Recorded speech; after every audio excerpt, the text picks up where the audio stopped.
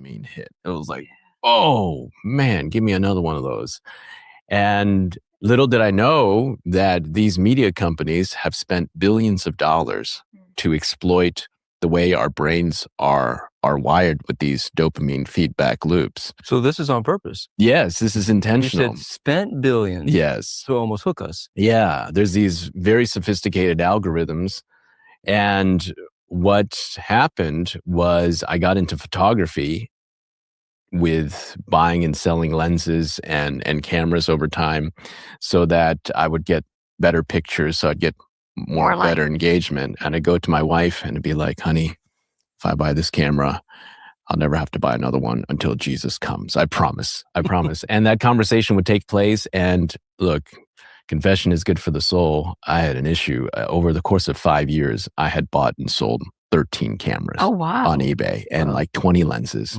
You're talking thousands of dollars. of you- equipment. Yes, I didn't own them all at once, Yeah. just to be clear, but I'd bought and sold them. I have a very good rating on eBay, by the way. I'm quite proud of that. 100%. 100%. Wow. You have a And- long-suffering wife. Yes, I have she's a saint.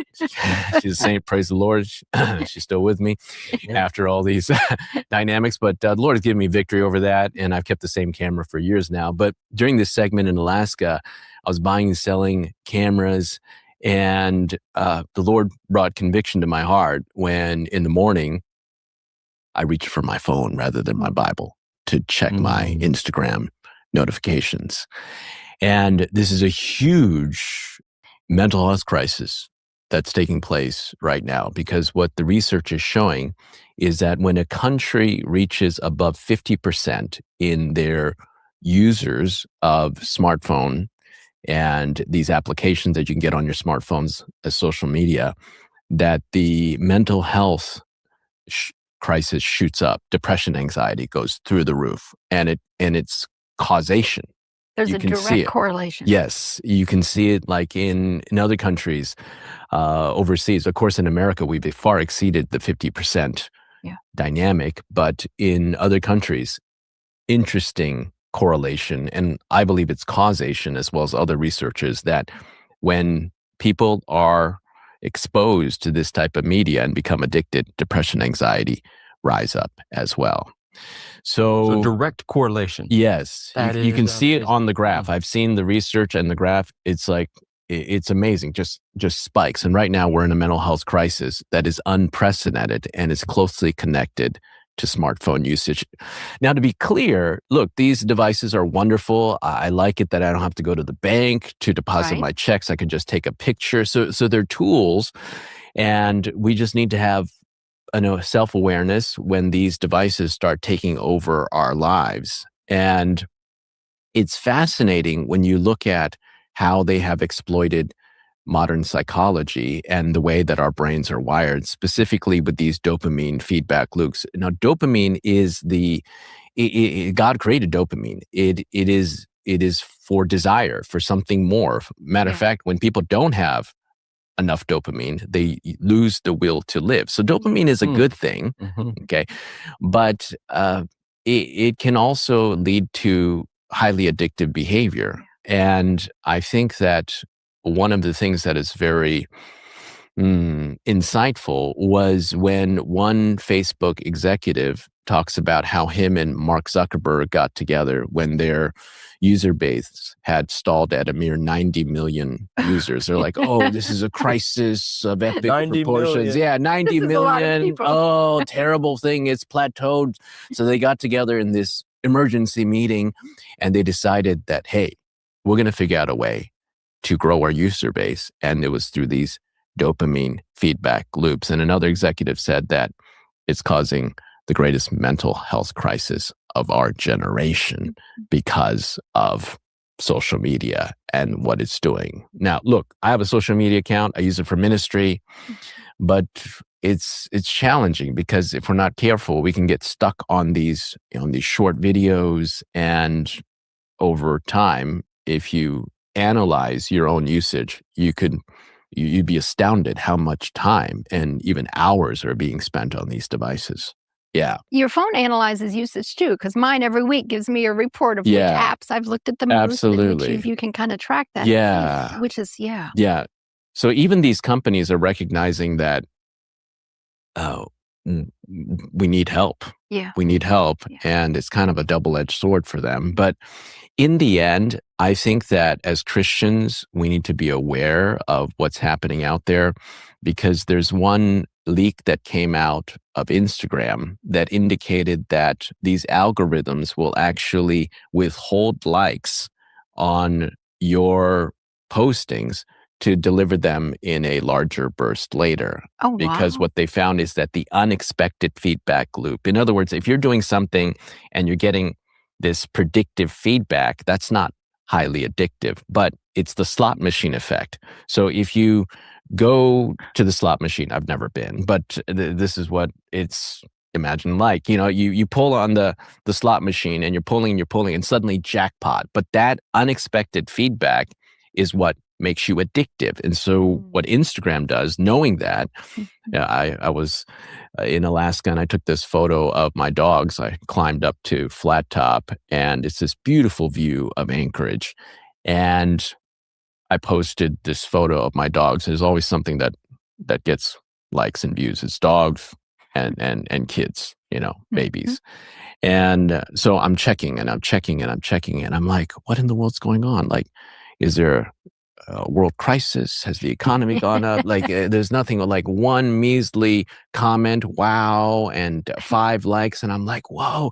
Well, little do I know that Instagram is withholding the engagement, even though it's coming in at a steady stream. I don't see it because they're holding it back. Their algorithm's holding it back. Wow. And then suddenly, like at 12 a.m., because they know I'm on there, it's like 100 likes and 50 comments all at once. And I'm like, whoa! You have this like dopamine surge and then you're hooked. Yeah. You're hooked. And these things are unregulated. Right. And we're basically this great social experiment for these Silicon Valley giants that are exploiting this addictive behavior. Wow. And when you look at how these media giants and these leaders of these tech companies manage their own children's media exposure, like Bill Gates wouldn't let his kids have media. Steve Jobs, who invented the iPad, wouldn't let his own kids have an iPad. Wow. They're all limiting the usage. And you're like, why? Even Mark Zuckerberg, the founder of Facebook, when he posts pictures of his kids on Facebook, he posts them with emojis. He won't let people see his kids' faces. And they're saying that because of AI, once you post your kids' faces on these social media platforms, now they can generate and use that as a basis for a long history, or even project how your child will look in the future. It's a very dangerous scene. So do you think that Mark Zuckerberg knows something? Of course. Absolutely. To develop Absolutely. There's a reason why on his own platform, he won't post pictures of his kids. And there's a reason why Steve Jobs wouldn't let his kids have an iPad. And the research is showing that one recommendation is that they recommend that kids should not have smartphones until they hit puberty. Wow. Because their brains are just not wired for that. And another thing is, when you look at how these Silicon Valley giants are very intentional about the education of their children, where do they send their kids? Right. They send them to places like the Waldorf schools, which is in Silicon Valley, a couple hours from where I live. And the Waldorf schools, it's all in the news. They have no technology. They use number 2 pencils.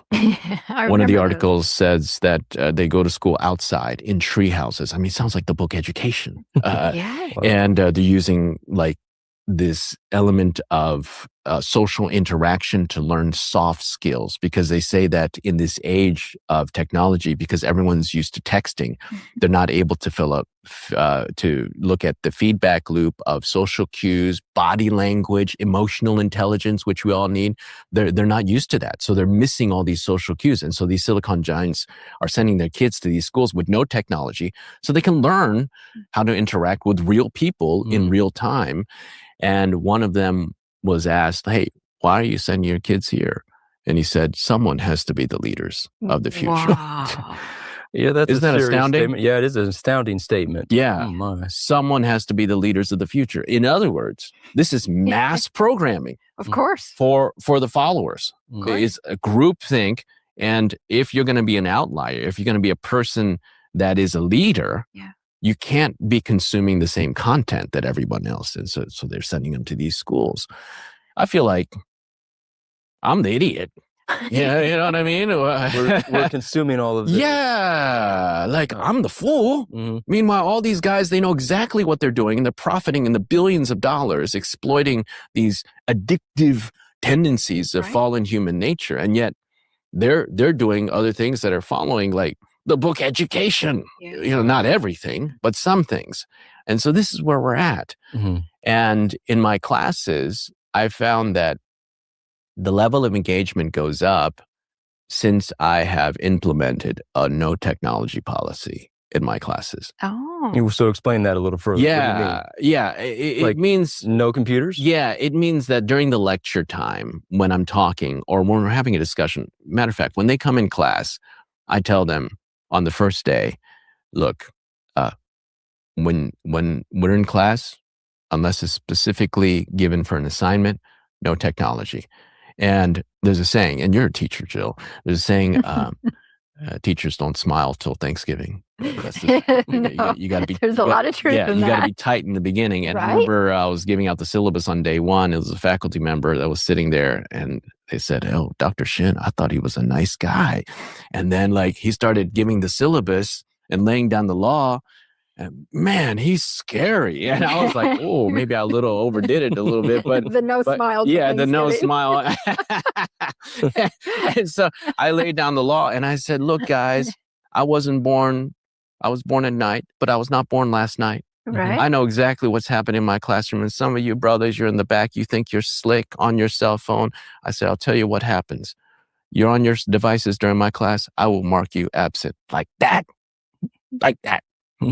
And I said, if you want to dispute that, have a conversation with me. I love having conversation. I have a PowerPoint presentation all ready for you.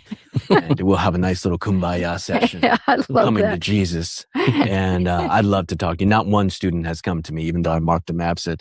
And let me tell you, and I tell them, look, if you write notes with pen and paper or pencil and paper, one of my professors told me when I was going through my doctoral program that when you write versus typing, the engagement, I think he says, use 10,000 more neurons than typing alone. And the research is clear. Retention, all of those things go up.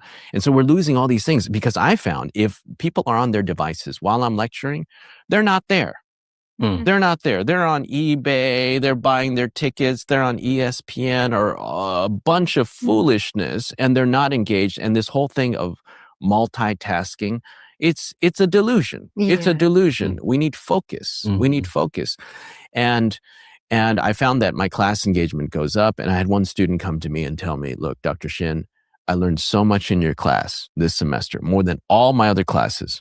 And he said, it's because of your no device policy. Wow. I said, praise God. I said, you're paying a lot of money to come here. I'm here to help you get your Take money's advantage worth. of it. Yes. So how do we actually manage then the devices? Because obviously we're in the age of like everything from, like you said, iPads, our phones, Yeah. laptops, Yeah. that sort of thing. So we can't just like ditch everything. So I'm sure you're going to talk to us. How do we actually manage this? Yeah. How do we keep from being addicted? Yeah. So talk to us about that. You know what? Some people need to take drastic measures. Okay. Some people, not all people, but I have counseled with young people that are heavily addicted to their devices, pornography, video games, whatever it is, and it's affecting functionality. And In what way when you're saying it's I mean, affecting functionality? their grades are plummeting. Okay. They're having mental health issues, severe depression, anxiety. I was talking to one person, and this was years ago, they had severe depression, anxiety, and they came into my office and I said, like, hey, what's going on? And they had been binging on media content till 3 a.m. in the morning for the past 6 months. Wow. And it just plummeted. And their mental health just went down the tubes. And with situations like that, I'll tell you, there's a saying by Jesus where he says, if something is causing you to stumble, Mhm. if your right eye offends you, pluck it out. Knock it out. Okay, if your right arm offends you, cut it off. Now, it's not saying literally, That's That's right. what- but it's telling us that amputation is the analogy that Jesus uses. Amputation is a drastic measure. It is drastic. It's drastic, but you do amputation because if you don't, you could die. You cut it off so that because it will infect your whole body and die. Amputation is the most drastic measure, and it's the measure of last resort. And I think that in some situations, you have to go cold turkey with the smartphone. And I know young people that have gone to dumb phones. Dumb phones are like flip phones. Remember back in the day? I it's remember like, flip phones. You know, Yeah, I do. all it does it's Mhm. It text, texts and calls. That's text really it. and calls, and that is it. So some people have gone to that. Very, very, very prominent people have gone to this extent of very drastic measures of not going to smartphones, but going to these elements of very stripped down technology. And I think that some people feel like they're dying when they go through this element. They go through withdrawals like with any addiction. But the reality is, I think we need to be honest with ourselves and be like, hey, if this thing is controlling me Controlling. Yeah. and I'm so hooked, Jesus is saying it's better to cut it off. And the psychology has shown the smartphone is so attached to us that when we're a part of it, we experience anxiety. Withdrawal. Yes, anxiety. Anxiety. Not even Wow. having it on us. Like I've experienced this too before. I leave to go to the grocery store and I don't have my phone. It's like, oh, You like almost panic. it's bad. What happens if I get a flat tire? Like, I don't know what we did before back in the day. And we had a flat tire. Yeah, right. you know, I like, we went to college in the 90s. And That's right. Did. yeah, back then it was like there was no smartphones. No, not at all. Phones were stuck to the wall. Best Pay case scenario, yeah, pay phones. And look, we had maps, and if you wanted to drive somewhere, you had to highlight it on a map and figure it out. I mean, that was the era, and we operated just fine. But right now, people have like this mild sense of panic if the phone is not with them. This is a new phenomena. I remember actually I ran over my phone with my truck one time. Yeah, It was terrible. I mean, it was almost like you mentioned anxiety because I ran over and I was like, oh no, the screen was all cracked. I know. I was receiving calls. I couldn't even see who it was. I couldn't Absolutely. answer it. Yeah. And my screen's all cracked and everything. It was actually it was kind of almost a panic. Like, Yes. oh, this is horrible. Now what am I going to do? How am I going to operate? Absolutely. Yeah, no, you're right. We Yeah. are very attached. This is the era we're in. And the thing is, like, to show how attached we are and how much we touch it, they've done studies where they looked at the germs on the phone and compared it to a toilet. The phone is dirtier than the toilet. Because we're touching it so much, our phones. Not only that, but people are like, I need to go to the bathroom. Where's my phone? See? They're like, I've been in public restrooms where the guy next to me is like on his phone talking. And I'm like, this is crazy. I'm like, we can't even take a bathroom break. People are on the phone.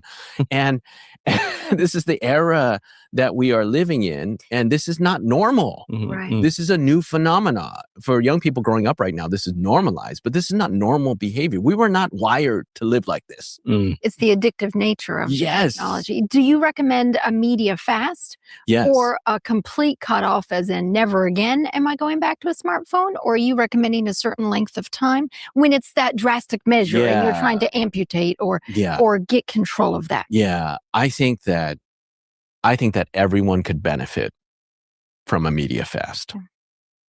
That could be different for different people. And it could be a very precise fast about saying, like, I'm not going to be on my phone on the Sabbath. Yeah. You see what I'm saying? Now, not everyone can do that, but that's something that maybe I need to consider doing. I know people that take a Sabbath fast from their phones, but I think at a minimum, we need to have a greater self-awareness about how these things are taking over our lives. I think for some people, they need to go on a cold turkey, dumb phone fast. And there will be certain situations where the addiction is so acute that they need to be on dumb phones for the rest of their life. Other people, maybe a 30-day reset from from media and the dopamine feedback loop, and then you kind of reassess from there. But I think everybody on a daily basis should have regular times where they're away from their phone. Yeah. And one of them is going to bed at night. It's critical that before you go to bed at night, the Wall Street Journal brings out 3, 2, 1. 3 hours before bed, no food. Okay. It's Wall Street Journal. Okay. Not Yeah, councils on secular. diet and food. Right? Mhm. Okay. Wall Street Journal. 3 hours before bed, no food. 2 hours before bed, no work. 1 hour before bed, no screen. Mm. And the reason why they say you shouldn't be on your screen before you go to bed at night is because that screen emits blue light. Yeah. And that blue light goes through your eye to your optic nerve, and it's connected to something in your brain called the suprachiasmatic nucleus. It's a part of the brain that regulates the biological rhythms of the body, including the release of melatonin. Mhm. And what they have found is that if you are on your phone or any screen within an hour before you go to bed at night, Mhm. it can suppress the release of melatonin by up to 50%. 50%. Yeah, that's 50%. huge. That's huge. Wow, yeah. That's huge. So melatonin is the hormone that begins the sleep process, Mm. and we're facing a society of chronic insomnia Yeah. and sleep deprivation, Yeah. and it's linked Mhm. to our phones. It's linked to our phones. So you imagine so many people, so many Americans go to bed at night on their devices. Yeah. And the first thing they do in the morning is look at their devices. Of course. And so this thing is taking over our lives. But being on your device right before you go to bed at night is the worst thing for your sleep, because it will suppress the sleep process. And what they found is that even after, let's say you've been on your iPad 1 hour before bed one night, they said even if you're not on your phone the next night, there's like a half-life of a residual effect of that initial blue light hitting your eye. So From the remem- previous from the evening. previous day, there's a hangover. amazing. There's a hangover that Mm. lasts for several days. And this is from Matthew Walker, who is a professor at Harvard, and now he's at UC Berkeley. He's the sleep specialist. He has a book out Wow. called Why We Sleep. And he says Ooh. this thing is affecting our mental health in society. And just from a sleep standpoint, because we're chronically sleep deprived, he says that he has not found one patient in his 20 years of working with mental health patients that has a normal sleep pattern. Not one. Not one. In other words, all of the people having In mental health 20 issues. plus years. Yes, all of the people Wow. having mental health issues Have sleep. have sleep disruption, Mhm. sleep deprivation. So mental health and sleep and media, they're Okay. all related. Yeah. They're all related. Yeah. If you are addicted to your device, most likely you're not getting very good sleep, and that sleep deprivation is leading to mental health crisis. Mm. And it's also leading to greater addictions as well, because what Matthew Walker brings out is that your frontal lobe is connected to another part of your brain called the amygdala. And the amygdala is where your hedonic desires are, like your appetite and passions. And he says that if you get less than 6 hours of sleep, the connection between your frontal lobe and your amygdala, it's severed. That's not good. So not reduced, it's It's severed. cut. This is according to Matthew Walker. It's cut. So you need the frontal lobe. This Oh, is yeah. the prefrontal cortex. This tells you, like, this is not a good idea. This is not smart. Okay. It puts the brake on your appetite and passions. Right. But when that's cut Yeah.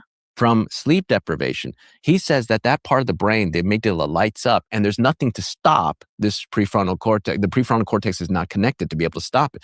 So he's shown that research brings out that if you are sleep deprived, if you have less than 6 hours of sleep, Mhm. you're more likely to eat junk food. Oh, wow. Yeah. Mm. So which is another Mm. addictive behavior. Of course. You're going, and that's why, like at the airports, red eye. I mean, they've got like, oh, what do they have? Do they have cabbage and broccoli and Brussels sprouts? No, they don't. They've got junk. Yeah. They've got, it's all junk. Yep. It's all junk. And let me tell you, when I'm flying on these red eye things, it's like, it's a real temptation to Of eat that course. food. Well, guess what? The prefrontal cortex is not connected. Mhm. It's not connected. Furthermore, you're more likely to lose your temper Mhm. if you're not sleeping well. And we know this intuitively. Like if my children are like cranky or upset, I'm like, oh, Clara hasn't slept too well. We know course. that, but we think sometimes as adults that we're immune to this dynamic. Right. And so you Wow. you have media, sleep, mental health. That connection is very, very clear.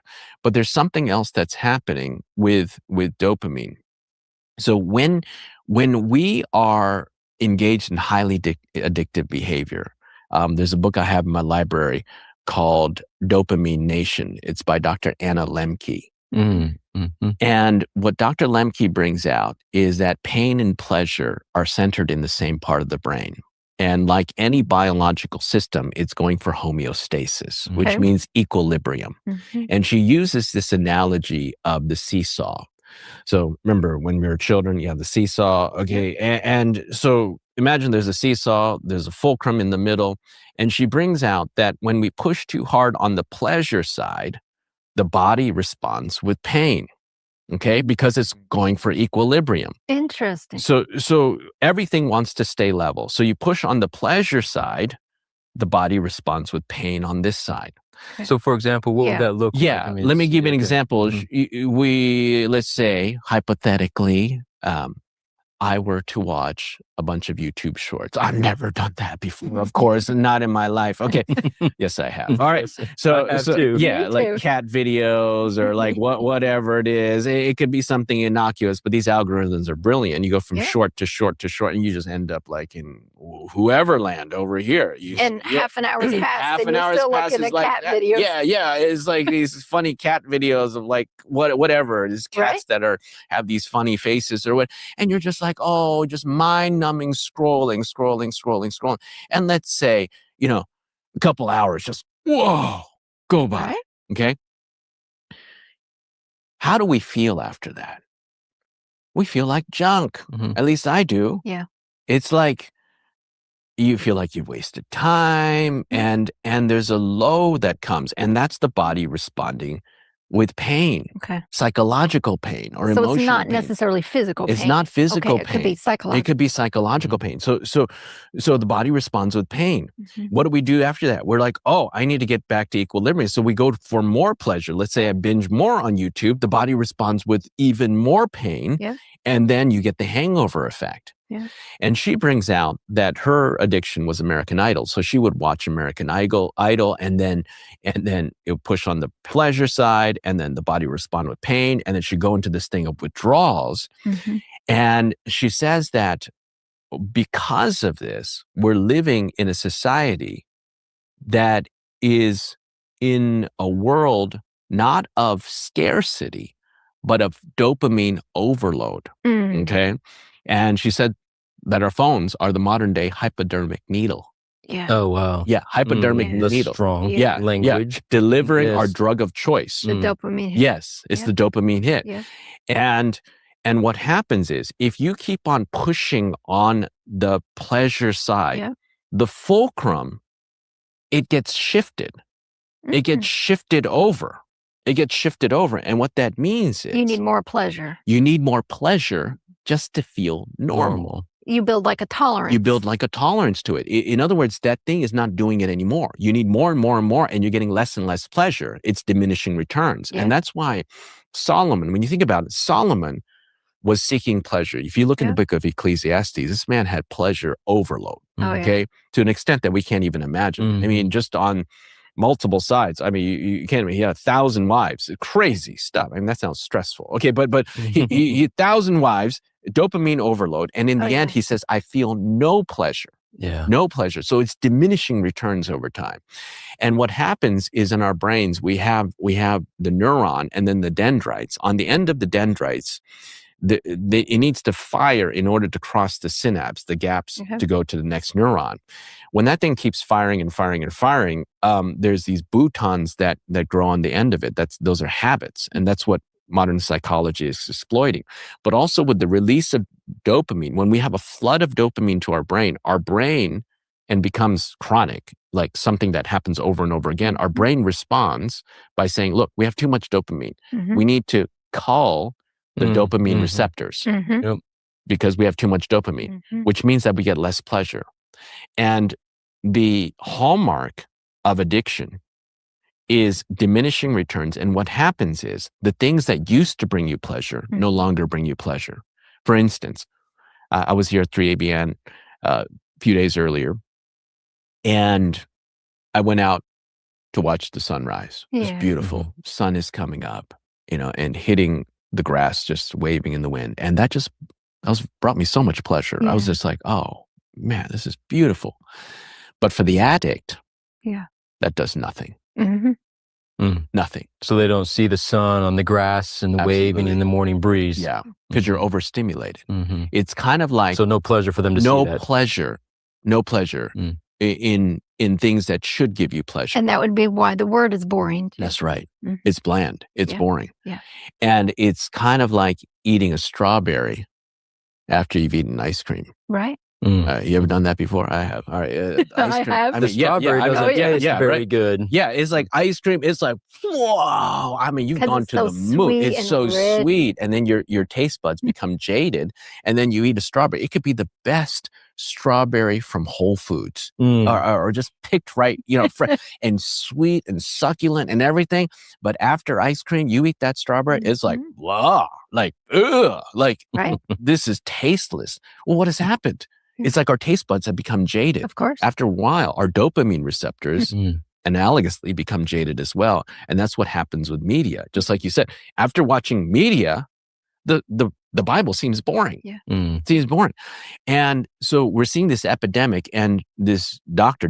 Anna Lemke is out of Stanford University, and she does counseling, and she says she's facing all of these co-eds that are coming in with depression, anxiety. And there was this one person that came in, she was addicted to marijuana. She had to smoke marijuana 10 times a day. Oh, wow. And it wasn't even to stay high. It was to function, to Was stay normal. Her Wow. dopamine set point had been gone so far over. She was like extremely depressed, suicidal ideation, masochistic, like all of these things are happening to her. And she comes in, I need help.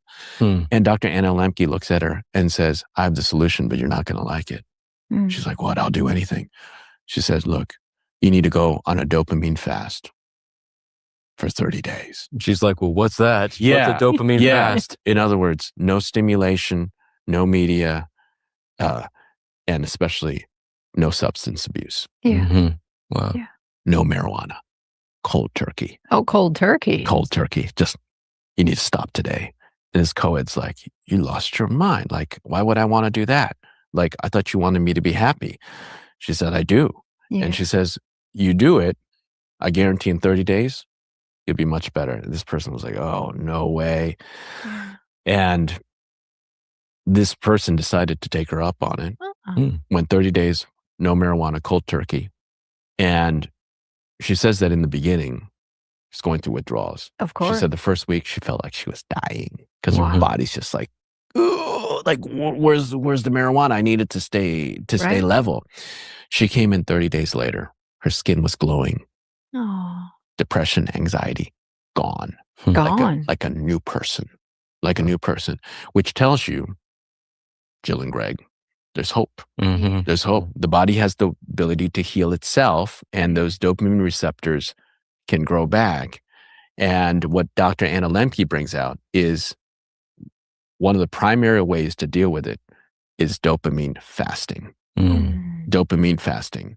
So this is how we can then work on this. Then you're Yes. saying there is hope. And I There love is what you hope. just said, Yeah. because we've talked about, okay, if I don't get enough sleep, Yeah. I've severed, what am I severing again? I've Yeah, severed the connection between the frontal lobe and the amygdala. which is critical. I mean, it's like Yeah. cut, right? Yeah, So someone's yeah. like, oh no, I've done that. I'm not getting enough sleep. I'm hopeless. It's severed. Yeah. It's done with. But Yeah. no, there's hope. There's Then hope. we're talking about, you said like that fulcrum. It's not Yeah. set in the It's center not set. anymore. Yeah. But you're saying there's hope. We can It get can- it it can be back to reset. center. Yes. We can reset. You can go back to This is center. great news. Yeah. Yeah. Praise God. Absolutely. Because there's people right now, I'm sure you may be one of them. It's like, oh man, I'm way out of balance. Right. I don't get the sleep I should. So Yeah. thank you, Dr. David. You said there's hope. So talk to us Yeah. about that. How, Yeah.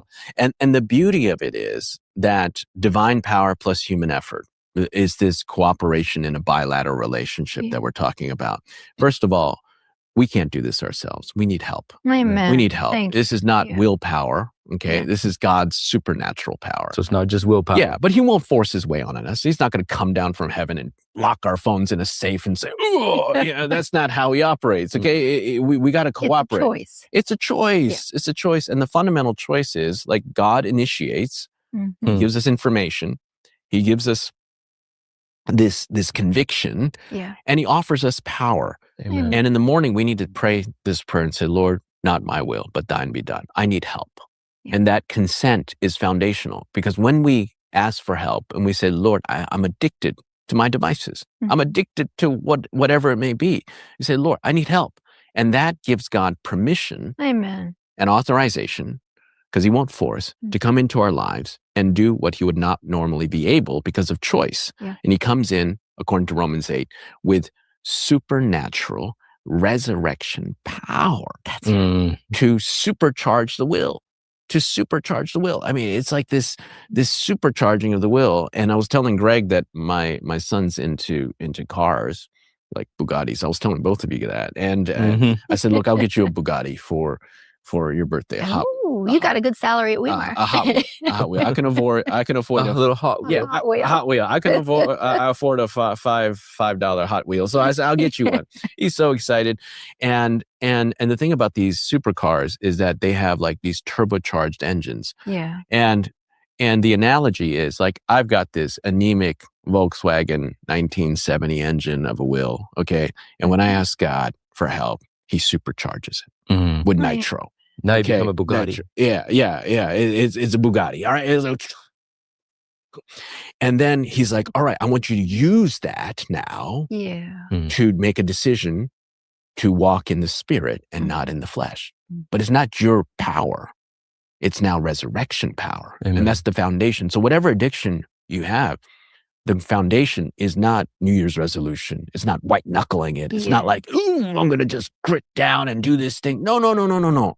You say, Lord, I need help. I can't do this. That's good. Then he comes down and gives you the Bugatti, all right, the supercharged will. Amen. Yeah. All right. All you need to do is like push the gas pedal. I mean, it takes off. So you need to do your part, but now you're doing it with a supercharged will to walk in the spirit and not in the flesh. And that's the foundation Mhm. of the gospel and Amen. this cooperation that we are to be in our relationship with God. So when it comes to dopamine, fasting is an essential part of it, but it's not fasting in our own power. Yeah. You know, that's what these physicians and these brilliant scientists that have discovered this, they don't necessarily know about, but we know about. Mhm. That's right. And fasting is a key tool that we can have in our tool belt in this regard.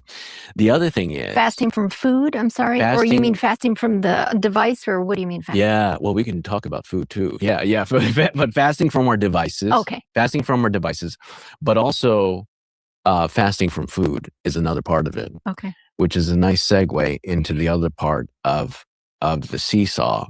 If you push on the pain side, Mhm. the body responds with pleasure. Okay. Mm. And this can be a tool too. Now, don't go out there and hurt yourself and Mhm. become a masochist. That's right. Yeah. Okay. You need to be safe, but there's healthy forms of pain. And one of them is fasting. Okay. From food too, or from media. But fasting from food. Complete fasting, or just like certain, I'm going to cut out sugar, or I'm going to. Yeah, there's different forms of fasting, Mhm. but I'll tell you what, like and this is descriptive, not prescriptive, for about 8 years now, I fast 24 hours once a week. Oh. And the research has shown like astounding things that happen when you fast. Okay. Your body goes into ketosis, in which your liver burns out of all the glycogen, and then you're switching to burning fat. And that has tremendous benefits for mental acuity. I do it for the edge. I don't do it to be saved, but Right, yeah, that's important. Yeah. So there's the clarity to that. But if you want to experience good pleasure, for instance, if you have a jaded taste buds, I fast on Mondays typically, and I do a breakfast to breakfast. So I eat breakfast on Monday, and I don't eat till the breakfast on Tuesday. And when I eat breakfast on Tuesday, it's very simple. Okay. Matter of fact, when I'm fasting on Monday, in the beginning, all I could think about was rice. I was just like, oh man, just give me a piece of broccoli with some salt on it. It'll be great. I'm like, food is amazing. Any type of food. And then when I eat my breakfast on Tuesday morning, it's just like toast with nothing on it. Oh, Nothing wow. on it. That's kind of Okay. boring. Yeah, but I've been Yeah. fasting for 24 hours. Mhm. Okay. And let me tell you, when I eat that toast, it's like, oh, It explodes in your I've taste gone buds. to the third heavens. I mean, it's like This tastes so good. It tastes so good. So here's the irony: if you want to enjoy life more, fast.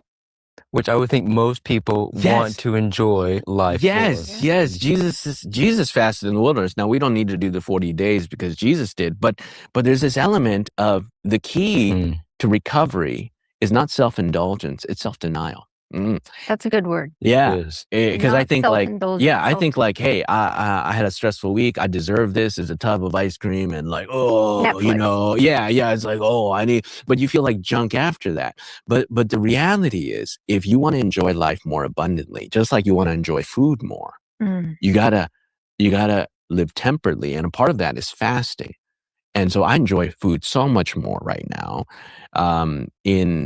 in this cycle of appropriate self-denial, okay? Not in order to be saved, but because I want to be the best version of myself for the Lord Jesus. That's a very different paradigm. It is. It is. So if you push on the pain side, and fasting is a form of pain, okay? It doesn't feel good. It's not excruciating. Some people may feel like they're dying, but another one is exercise. Yeah, I can see that. Exercise is a healthy form of pain. I used to run back in the day. I ran a couple marathons. And the nice thing about running a marathon and training for it is on any given Sunday, especially in the second half of the marathon training, I could run 20 miles on a given Sunday. Yeah, that's amazing. That's impressive. Yeah, not anymore. That was back in the day. I could run.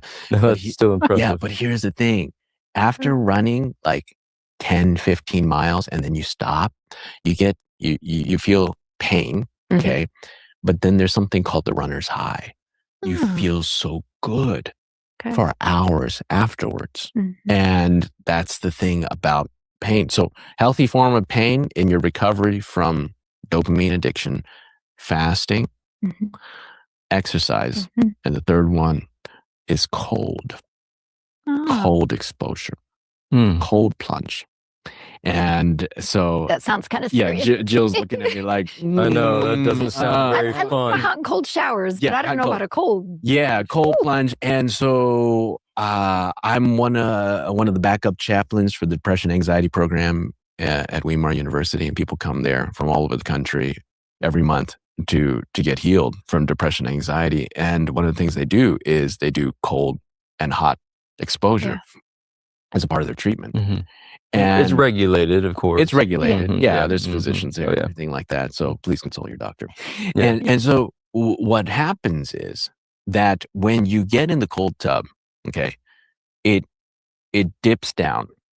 Okay, you're not getting a dopamine rush when you get in that cold water. It hurts, doesn't it? Quite the contrary. Yeah. But it's the pain. It actually hurts. It actually hurts. Now, we're not saying like extreme temperature. We're talking about a tepid, lukewarm 50 degrees. Okay. That's cool. Yeah. 50 degrees. Did you say lukewarm? That's not 55 degrees. 50 degrees. We're not talking about 30 Fahrenheit. Just 50 degrees, 50, 55. So when you get in there, it goes like down. Wow. Okay. But then the research, this is from Dr. Huberman out of Stanford University. He brings out, in citing the European Journal of Physiology, that the research has shown that when you get in the cold water, it dips down, but then the body, remember the fulcrum, it responds with pleasure. Oh, wow. But it lasts for many hours and then it goes down. So I was so inspired by this. So what I do at home, I went on Amazon.com and I got these big silicone molds that you can freeze in your freezer. It makes about 15 pounds of ice. So I take that in the morning, 4 days a week, and I put it in the bathtub, taps cold, put this ice in there, take more ice, and I dump it in there. And every time I'm standing by that bathtub and I see all that ice floating in there, and I have a little thermostat floating in the water. I would think I'm in Antarctica or something. Yeah. You're back in Alaska. Yeah. Not there's thermometer floating. Yeah, I think that. Yeah, you think a polar bear, right? So it's floating in there, and I'm like, I really don't want to do this. Yeah. Exactly. But using my frontal lobe, I project and I think about this nice thing that I'll have afterwards. So I go in there. I go in there. Okay, I do this on Monday, Tuesdays, Thursdays, Fridays. Okay, Oh, 4 days a week. 4 days a week. I go in there and up to my neck. This is descriptive, not prescriptive. I do this up to my neck, and after about the first minute or so, you don't feel anything anyway. Okay, but it feels Because you go numb. yeah, you go numb. Ooh, I've never experienced that. So you do, Uh, so you do that. Highly recommend it, by the way. You go in there, and then at the end, I do the head dunk, which I really don't want to do either. But I stay in there for about 3 minutes, Wow. and on my timer, and then I get out, and it's like, whoa, and I feel so good mm, for about 3 hours afterwards. Wow. wow. And there's a statement in the book Ministry of Healing that going into cool or tepid water daily will do incredible benefits for people. And she was far ahead of her time. Far ahead of her time. Yeah. Question then for you. So is it possible then, because we're talking about a dopamine hit, this is a good way. Yeah. in a This is a sense, good way that But- you don't have the spike. But Yeah. can you actually get to the point where that's normal and you've actually got to do more? Like instead of 55, now you're 40, Yes. 35. Yes. So there's a balance. Or so Yeah. you said yes, you can. Yes. Yes. Okay. You need No kidding. moderation and everything. Because in the beginning, I was doing this every day, Ooh. and like every day, and you're right. I wasn't getting the same effect, and No I need to kidding. get it colder and Wow. colder. Ooh. So there is moderation because Yeah. there's only certain cold you can get Mhm. Of course. before it becomes like Frozen. frozen. Unsafe. Yeah, unsafe. So I decided to do 4 days a week because I do Monday, Tuesday, and then by the time I get to Thursday, Friday, it's like my body has adjusted because you can develop a resistance to it. Wow. But there are people that are overcoming addictions, and part of the regimen is cold exposure. Wow. Because what it does is that it trains your brain for delayed gratification. Yeah. And that's the way that the Lord works. The Lord works for delayed gratification. Mm. Okay. Sin is the framework is instant gratification. It is. It's pleasures of sin for a season. Mhm. Okay, what do they say? A moment on the lips, a lifetime on the hips. Mhm. Okay, so that's the frame of it. But doing things like cold exposure are so critical for reframing and rewiring the brain to go for not immediate, Mhm. but for something that's going to be more sustainable Mm. later on. So yes. So Go ahead. Finish. we have these elements of exercise, fasting, and cold exposure. That's part of healthy pain. So you push on one side, and then the body responds Mm. with the other side. Wow. Yeah. There's a lot of information you've shared here this evening. It's Yeah. just really powerful. I'm Yeah. thinking of the viewers, the listeners Mm. who are listening or watching right now and saying, I'm in the midst of addiction. Yeah. I'm dealing with pornography. I'm Mm. dealing with social media addiction. I'm addicted to soap operas or Yes. romance books or whatever the Yeah. addiction. I'm addicted to food. Yeah. What would you say to them tonight? You want to look in that camera Yeah. and talk to them tonight. First, I would say there's hope. Mhm. I have seen people come into depression anxiety program at Weimar University that have faced incredible odds.